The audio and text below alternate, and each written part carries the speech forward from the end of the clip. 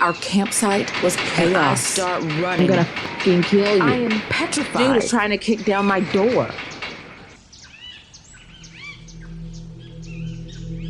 I'm not sure if I'm in the right place, but I've held this story in for 6 years because it sounds crazy, and I got told not to talk about it. I went camping 6 years ago with a now ex-boyfriend of mine. The campsite we picked was beautiful, and we were able to drive in through some rough trails.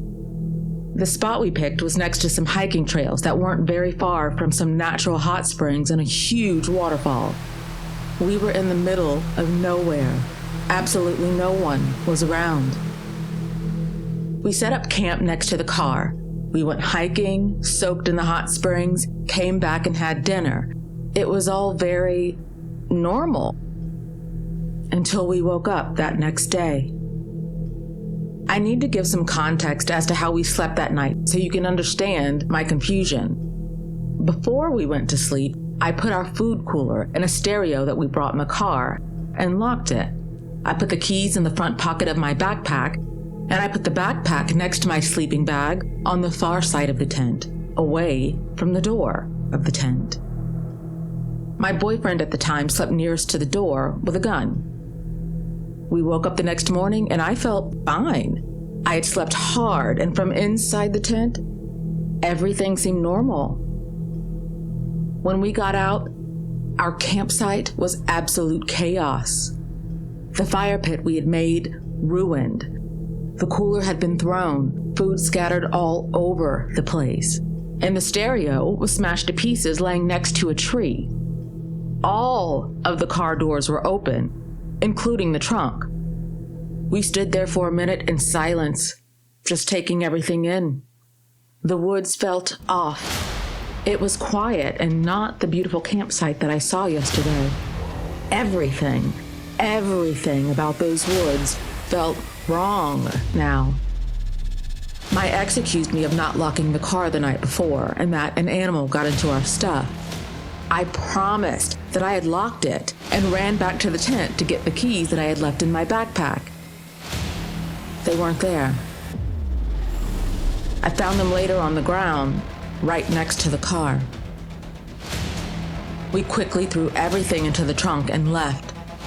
My boyfriend was quiet and wouldn't talk to me about what had just happened. He finally spoke up when we were almost home and told me that he had had a dream that night before about something kneeling over him in the tent, holding his gun, just staring.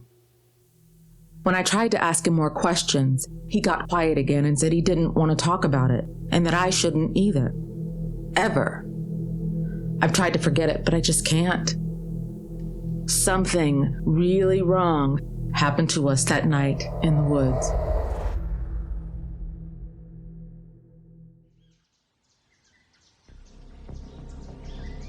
So this happened last summer.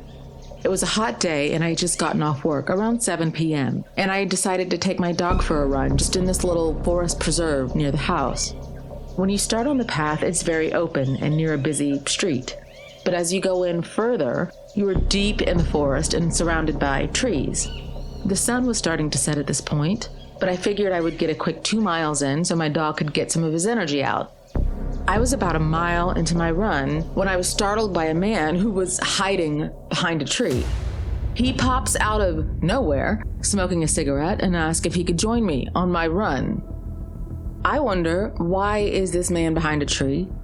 Why is he alone? My heart starts beating fast. I look around and realize it's almost dark and no one is on the path and there are no cars in the parking lot anymore. I say no thank you and continue to run, trying not to look too panicked. He starts to come closer to me, and my 1-year-old Staffy Pit lunges towards him. My dog is extremely playful and gets excited to see people, so lunges towards them wanting to play. However, he looks intimidating, so the guy thought he was attacking. He backs up, and I start running faster down the path. I stopped out of breath and frantically try to call my fiancé, who's at work. He doesn't answer. I decide I'm not going any further down this path. I'm not going any further into the forest. So I wait a few minutes, and I finally go back with my phone in my hand, ready to call the police. I get to the top of the hill and see the man jumping into the passenger side of a white van that speeds off. I have always wondered what would have happened if I didn't have my dog with me on the jog that day.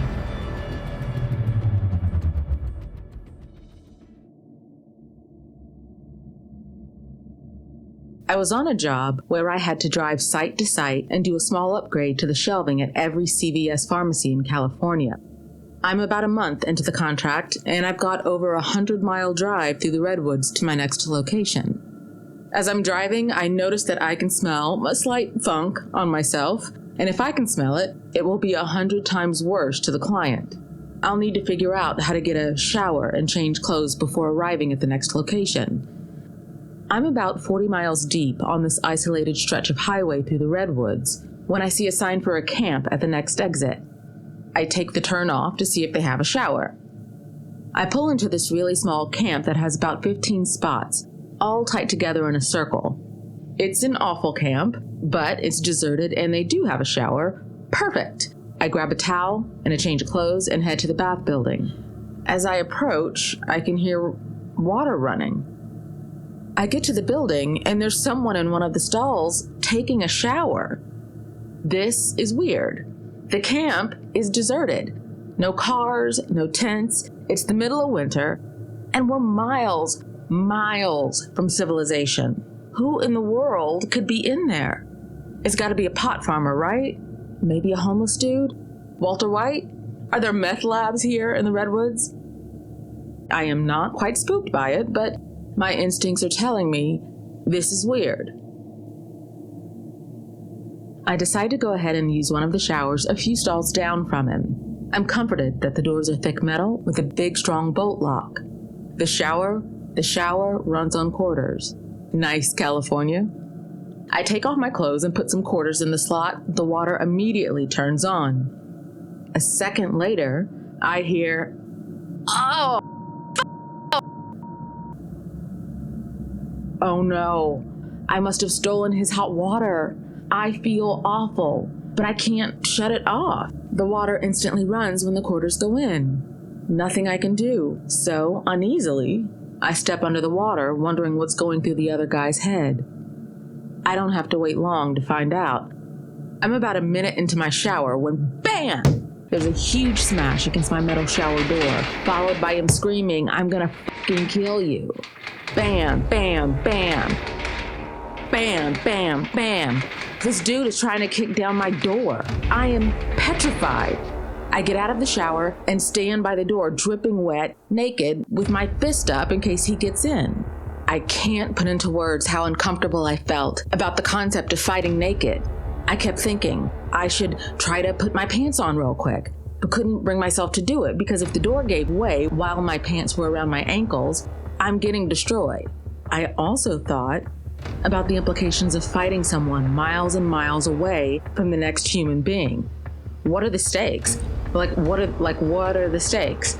I've been in more than a handful of bar fights, even enjoyed boxing with my friends, but there was never any real danger. If someone was getting hurt, everyone breaks it up.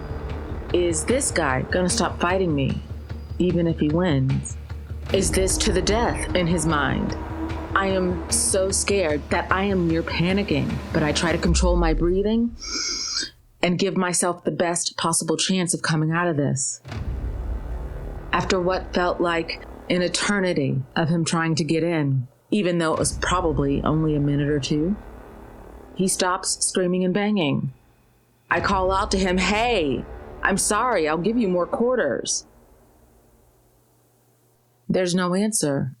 I wait a few more minutes, finally relax a little bit. Phew, he finally got his wits about him, okay? I resume my shower, thinking about how weird this is, and wondering if he's going to be waiting for me. Then I think about my truck. I've got a few grand worth of tools in there. I literally can't afford to lose them. I am sure he's in it. Soaking wet, I jump out of the shower, throw on my pants, slam open my stall door, and go running out towards my vehicle. as I turn the corner of the building towards the parking lot at full sprint. I am so relieved to see that he's nowhere around. He must have slunk back to wherever he hides in the woods. Thank God. Thank you all for taking a break and spending story time with me. It is appreciated. To my subscribers, hi friends, welcome back. And to first-time listeners, welcome and thank you for stopping by. For this compilation, it actually wasn't intended to be a compilation. I had picked actually the last story, the Redwoods story, but it turned out to not be long enough, so I had to find it some friends. But I've always been obsessed with this idea of people who break off from society and go and live alone in forest. Let me know what you think down in the comments. Do you think that this person that the OP encountered could have possibly been someone who was living off the land, living in the forest, and had made the forest their home, but still using these services, to just for basic cleanliness or whatever? If it's not a possibility, then, then there's the matter of who did he encounter or what? I don't think it was a what, to be honest. I think it was a who.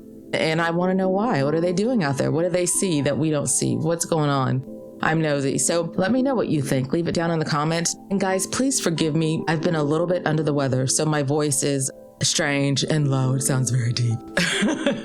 I apologize for that. I've been under the weather, but still well enough to get this out and to you. And I hope you enjoyed it. I really do. Thank you again for spending story time with me. And I hope you'll join me in the next one. To help us out in the algorithm, please go ahead and like this if you liked it. Leave a dislike if you didn't. And a comment if you can, even if it's just, hi.